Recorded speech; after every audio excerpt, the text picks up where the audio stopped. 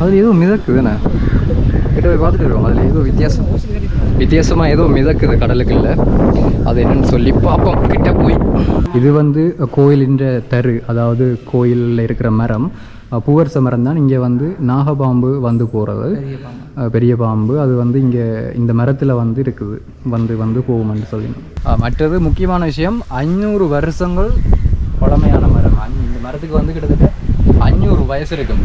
இதை வந்து பார்த்திங்கன்னா சில சமய வழிபாட்டுகளுக்காகவும் பயன்படுத்தப்பட்டிருக்கிற மாதிரி தான் இருக்குது. ஏன்னா இந்த மரத்தில் வந்து துணியெல்லாம் கட்டி வழிபட்டுருக்கணும். இந்த கோயிலுக்கு பக்கத்தில் ஒரு அம்மாவராளோட வீடு இருக்குது. அந்த வந்து மயிலும் குரங்கும் நிற்குதுன்னு சொல்லி சொன்னவே. இது உள்ளே போகத்தானே போகணும், இது போகாது. அப்போ கொடுக்குறேன் கிட்ட வச்சும் போயிடும்.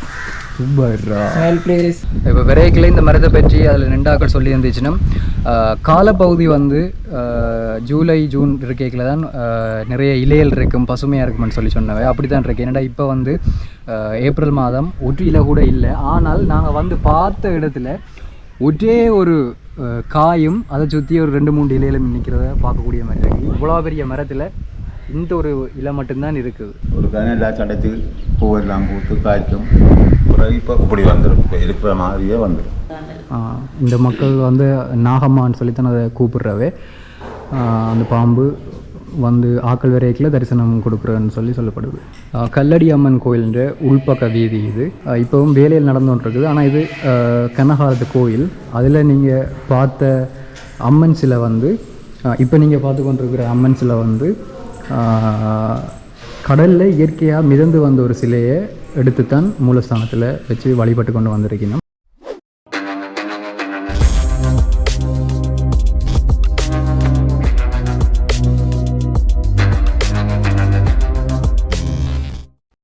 புங்குடுதீவில் இருக்கிற இன்னும் ஒரு ஸ்பெஷலான விஷயந்தான் இந்த புங்குடுதீவு பெருக்க மரம். பெருக்க மரம் இலங்கையில் நிறைய இடங்கள் இருக்குது. யாழ்ப்பாணத்தில் புங்குடுதீவில் ஒரு பெருக்க மரம் இருக்குது. இந்த பெருக்க மரம் என்னத்துக்காண்டி ஸ்பெஷல், அதில் என்ன விசேஷங்கள் இருக்குன்றது இப்போ அந்த இடத்துக்கு போய் பார்க்கலாம். புங்குடுதீவு குறியாட்டுவான் போகிற ரோட்டில் ஒரு ஒழுங்கை ஒன்று இருக்குது. அந்த ஒழுங்கைகளால் தான் போய் பெருக்க மரத்துக்கு போகணும். அதில் ஒரு கோயிலும் இருக்குது. அந்த இடத்த இப்போ பார்த்தோம். இதில் போகிற ஒழுங்கைன்ற முடிவில் அந்த கோயில் இருக்குது. பெருக்க மரம்னு சொல்லி அதுன்ற அகலம்தான் அதுன்ற அந்த விசேஷத்தன்மைக்கு காரணம்.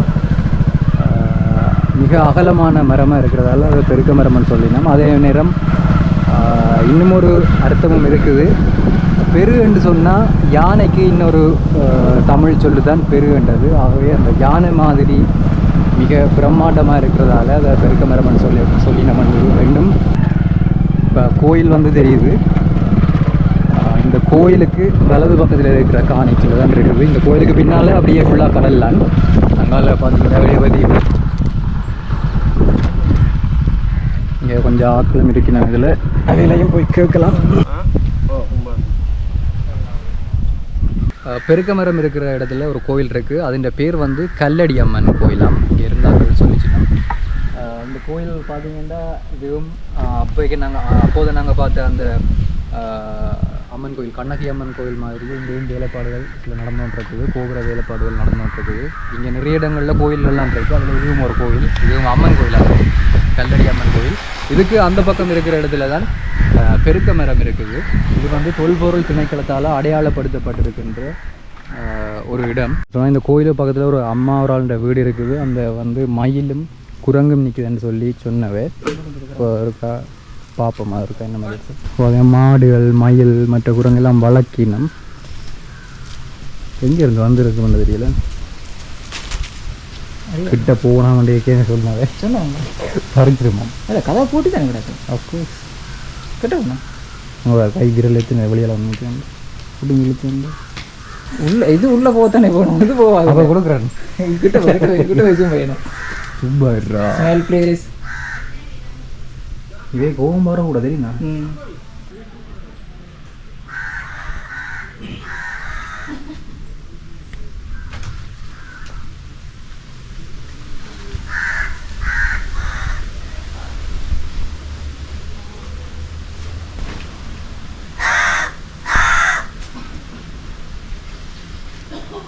பெருக்க மரம் இருக்கிற அந்த வாசல் பகுதியில் நிற்கிறோம். இப்போ பார்த்தீங்கன்னா இது வந்து ஒரு தொல்லியல் திணைக்களத்தால் பாதுகாக்கப்படுற ஒரு விஷயம்தான் இது.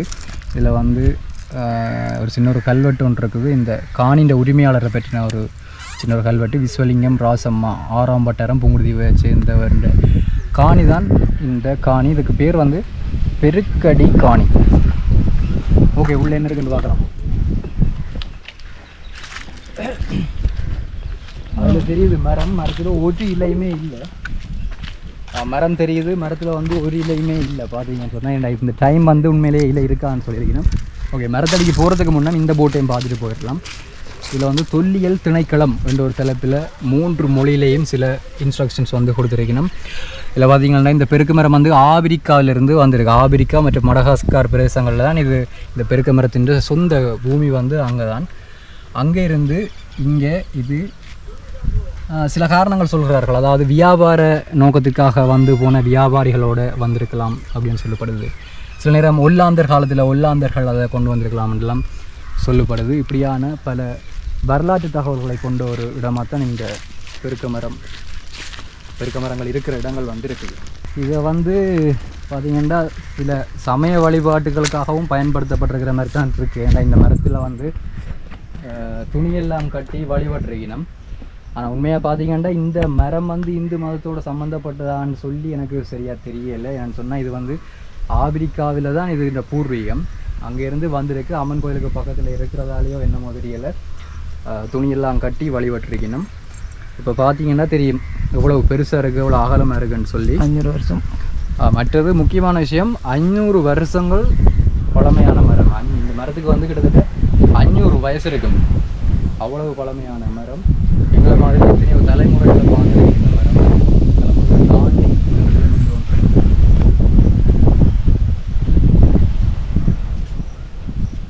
இதில் வந்து இந்த மரத்தை பார்க்க வர்றதுக்காக சேர் மாதிரியெல்லாம் செய்து போட்டிருக்குறாங்க.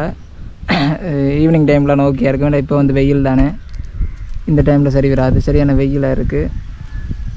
இப்போ விரைக்கில் இந்த மரத்தை பற்றி அதில் நின்றாக்கள் சொல்லி இருந்துச்சுன்னா காலப்பகுதி வந்து ஜூலை ஜூன் இருக்கையில் தான் நிறைய இலைகள் இருக்கும், பசுமையாக இருக்குமென்னு சொல்லி சொன்னவை. அப்படி தான் இருக்கு. ஏன்னா இப்போ வந்து ஏப்ரல் மாதம் ஒரு இலை கூட இல்லை. ஆனால் நாங்கள் வந்து பார்த்த இடத்துல ஒரே ஒரு காயும் அதை சுற்றி ஒரு 2-3 இலையிலும் நிற்கிறத பார்க்கக்கூடிய மாதிரி இருக்குது. இவ்வளோ பெரிய மரத்தில் இந்த ஒரு இலை மட்டும்தான் இருக்குது.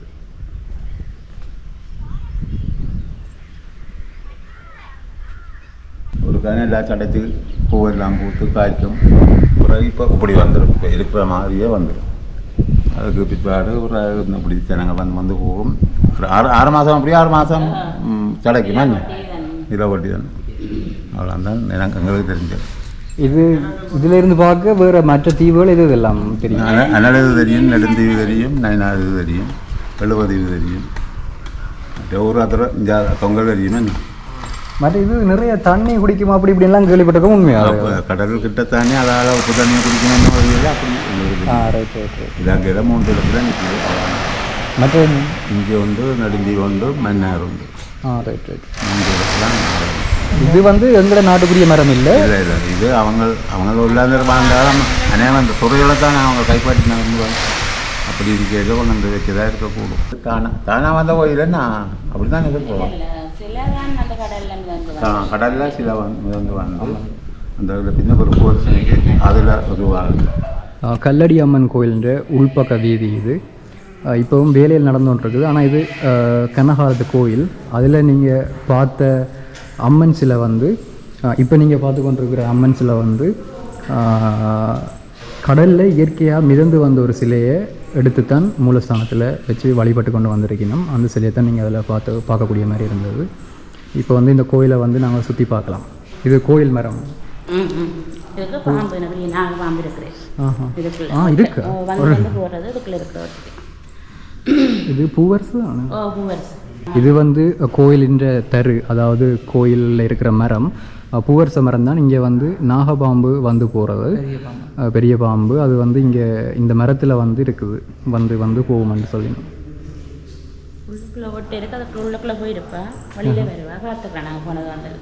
இந்த மக்கள் வந்து நாகம்மான்னு சொல்லித்தான் அதை கூப்பிடுறவே. அந்த பாம்பு வந்து ஆக்கள் வரைக்கில் தரிசனம் கொடுக்குறன்னு சொல்லப்படுது. அது வேற கோயில். அங்கே காளியம்மன், அந்த பட்டையம்மன் முன்னுக்கு இன்னொரு கோயில் இருக்கு. 2ஆம் மரம் வந்து தீர்த்தமாறு. இது வந்து தீர்த்தம் ஆடுற தீர்த்தக்கேணி. இங்கே வந்து இன்னமும் 2 கோயில்களில் இருந்து 2 அம்மன் வந்து இந்த அம்மனோட சேர்ந்து தான் அந்த தீர்த்த திருவிழா வந்து இங்கே நடக்குது. அந்த தீர்த்தம் ஆடுற அந்த பீடம் தான் இது. இதில் ஒரு ஆஞ்சநேயர் சிலை உண்டு, ஆஞ்சநேயருக்குரிய பீடம் ஒன்று இருக்குது அந்த தீர்த்தக்கேணிக்கு பக்கத்திலேயே. அது சுத்த பார்த்தீங்கன்னா இது தீவு பகுதிகளை சூழ இருக்கின்ற அந்த கடல் பகுதி. இதில் வந்து நேர தெரிகிறது நைனாதீவு. அதில் கோபுரமும் தெரியும் இங்கே நின்று பார்த்தால். இது அப்படியே நைனாதீவுக்கு வலது பக்கமாக இருக்கிறது வந்து எழுவதீவு. அங்கால இந்த தொங்கலால் அப்படி அங்கால போனால் அது ஊர்ராதுறை. இது கோயிலின் சுற்றுப்புற வீதி. பார்த்தீங்கன்னா எங்களோட சேர்ந்து மாடும் வருது. நேரே அப்படியே நைனாதீவு நாகபூசணி அம்மன். இங்கேருந்து படக்கண்டு அப்படி கால் வச்சா போகலாம். நாகபூசணி அம்மனுக்கு தண்ணிக்குள்ளே தான் போகலாம். புங்குடுதீவில் ஒரு பிரபலமான கோயில் ஒன்று இருக்குது, கண்ணகை அம்மன் கோயில். அந்த கோயிலுக்கு போகிற வழியில் இருக்கிற ஒரு கோயில் தான் இது. இங்கே இருந்து தான் அந்த கோயிலுக்கு போகணும். இப்போ நேராக போகிற பாதையில் நாங்கள் போய் அந்த கோயிலுக்கு போக போகிறோம்.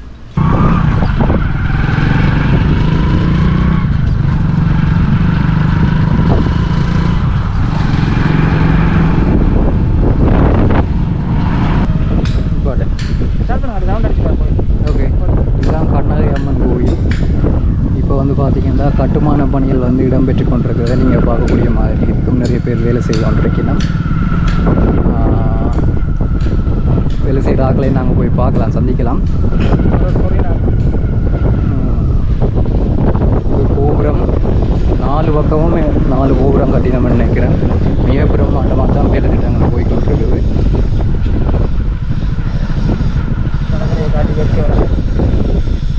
இப்போ வந்து இந்த கோயிலை சுற்றி பார்க்கலாம்.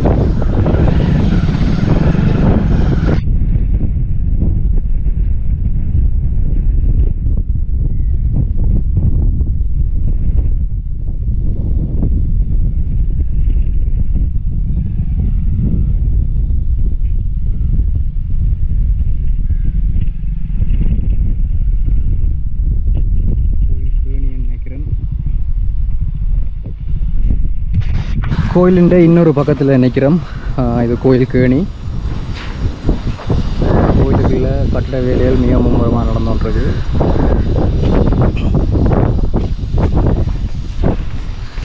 கேணி வந்து ஊற்றியாத்தான் இருக்குது. கொஞ்சம் பாசியல் மற்ற பிளாஸ்டிக் குப்பைகள் எல்லாம் மிதக்கிறத பார்க்கக்கூடிய மாதிரி இருக்குது. இதில் பார்த்தீங்கன்னா கடல் தாவரம், கேணிக்கு நிற்கிற ஒரு தாவரம் உண்டு. கேணி தாவரம் அப்படியே ஃபுல்லாக அப்படியே பறந்து போயிருக்குது. அந்தரத்தில் நடந்து போகிறவங்க சொல்லிட்டு போகணும். கேணின்ட்டு அந்த சைட்டில் இருக்க ஒரு சின்ன ஒரு படிக்கட்டு, அதால் நடந்து போய் கொண்டிருக்கிறோம். அதில் போய் இங்கே படியில் வருவோம். ஓகே, இந்தியாவில் பார்த்தீங்கன்னா நிறைய வேலையில் நடந்துகிட்ருக்கு. சுத்தவரை வந்து கடற்கரை. அந்த கடற்கரை ஓரமாக தான் இந்த கோயில் வந்து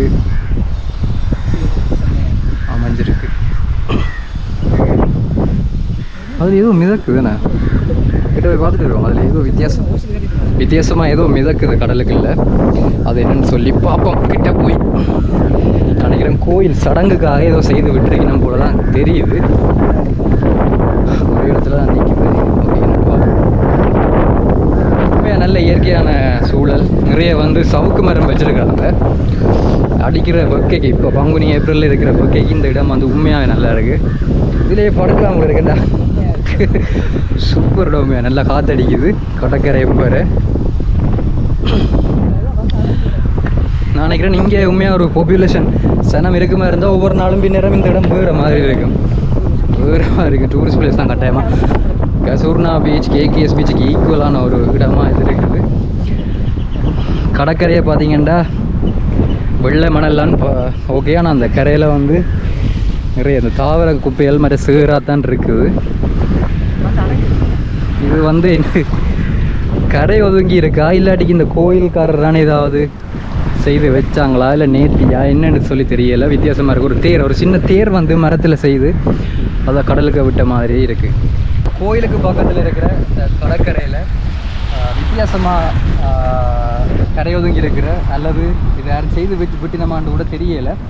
அந்த ஒரு உருவத்தை தான் இப்போ நீங்கள் பார்க்கக்கூடிய மாதிரி இருக்குது. அதில் ஒரு தேர் ஒன்று இருக்குது, தேர் மாதிரி குட்டி தேர் ஒன்று செய்து அதெல்லாம் படிவ அலங்கரித்து வாழை மரம் அதெல்லாம் கட்டி அது செஞ்சு விட்டுருக்காங்க. என்னதுக்காண்டி விட்டாங்கன்னு தெரியல, நேத்திக்காக விட்டாங்களா என்னன்னு சொல்லி தெரியல. இப்போ வந்து உள்ள கோயிலுக்குள்ளே போய் ஆக்களை கேட்டு பார்த்தா தெரியும்.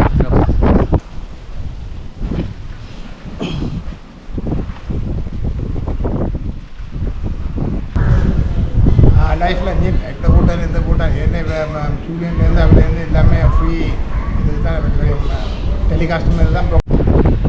கடற்கரையில் மிதந்தோட்டு இருக்கிற இந்த தேர் மாதிரியான இந்த வடிவம் என்னன்னு சொல்லி நாங்கள் கோயிலுக்குள்ளே போய் கேட்டுருந்தாங்களா. அப்போ ஒரு ஐயா சொன்னார், இது வந்து அந்த இந்தியாவில் படங்களில் பார்த்துருப்போம், அந்த இறந்தவர்களுடைய நினைவாக அந்த திதி செய்கிறது அது மாதிரி ஒரு சம்பிரதாயம் தான் இதுன்னு சொல்லி சொல்லியிருந்தார். இது வந்து இறந்த ஒருவருடைய திதிக்காக அவன் குடும்பத்தில் இருந்து ஒரு நாள் செய்து வந்து விட்டுருக்கணும். இதுக்கே கிட்டத்தட்ட கொஞ்சம் ஒரு செலவான ஒரு விஷயம் தான். தேர் மாதிரி செய்து அதை இல்லைன்னு சொல்லி அலங்காரமாக செய்து தான் அதை செய்திருக்கணும். இப்போ இதுன்ற பெருமதி வந்து கிட்டத்தட்ட ஒரு 5000 ரூபா அளவில் இருக்கிறதுக்கு வாய்ப்பு இருக்குது. 5000 ரூபா 10,000க்குள்ளே இருக்கலாம் இந்த பெருமதி. அந்த ஐயா சொல்லியிருந்தார், கொஞ்சம் காலத்துக்கு முன்னே இன்னொரு ஆள் செய்து விட்டுருந்தாராம். அந்த தேரின்ற பெருமதி வந்து 3 லட்சம் ரூபாய் என்று சொல்லியிருந்தார். அப்படி ஒவ்வொருத்தர் தங்களுடைய அந்த பிதிர்க்கடன்களை நிறைவேற்றுறதுக்காக இந்த கடலில் இந்த மாதிரியான சம்பிரதாயம் உண்டு இந்த ஊரில் செய்து கொண்டிருக்கணும் புங்குடுதீவு. ஓகே ஃப்ரெண்ட்ஸ், புங்குடுதீவுக்கு வந்தால் பார்க்கக்கூடிய 2 முக்கியமான இடங்களை இப்போ பார்த்துருக்குறோம். சில கோயில்கள், மற்றது பெருக்க மரம், கடற்கரை சைட், இது எல்லாத்தையும் பார்த்துருக்குறோம். இது மாதிரி நிறைய இடங்களுக்கு நாங்கள் தொடர்ச்சியாக போகிறோம். இப்போ நீங்களும் கமெண்ட்டில் சொல்லலாம், இந்த இடத்துக்கு போங்க அந்த இடத்துக்கு கொண்டு போங்கலாம். நாங்கள் கம்பல்சரி போவோம். ஸோ நீங்கள் கமெண்ட்டில் சொல்லுங்கள் எந்த இடத்துக்கு போகலாம், உங்களுக்கு விருப்பமான இடத்த நீங்கள் கமெண்ட் பண்ணுங்க. ஸோ நாங்கள் அங்கேயும் போய் வீலாக் பண்ணுறோம். மறக்காமல் சப்ஸ்கிரைப் பண்ணுங்க, ஷேர் பண்ணுங்க, லைக் பண்ணுங்க, கமெண்ட் பண்ணுங்க. பாய். அடுத்த வீடியோவில் சந்திக்கலாம். பாய்.